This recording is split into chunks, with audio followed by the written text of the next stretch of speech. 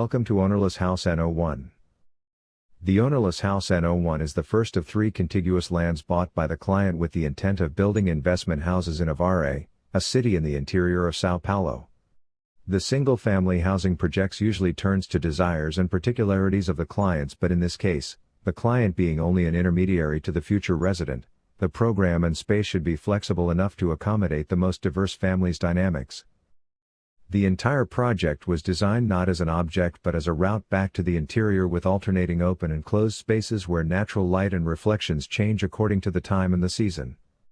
Viewed externally, the house presents itself as a sculpted recess into the built mass, where the leaning red wall directs the perspective to the beginning of the journey.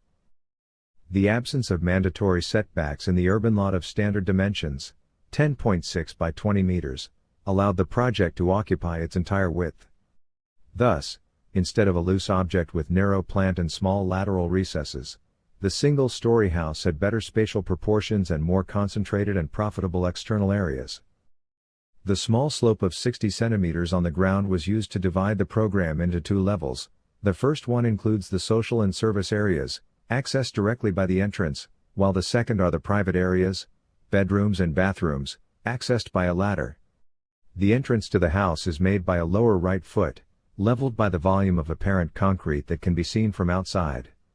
The volume enters the house through a curve and develops to organize the programs of the toilet, kitchen and service area. The living, dining and kitchen areas are spread out over a courtyard located in the center of the plan which, surrounded by large panels of glass, dilutes the limits by integrating them visually. Both the patio and its extension, a lowered floor of hydraulic tiles, are covered by a continuous pergola. These pergola elements were prefabricated individually on the bed and later assembled in order to facilitate assembly and save on shapes and struts.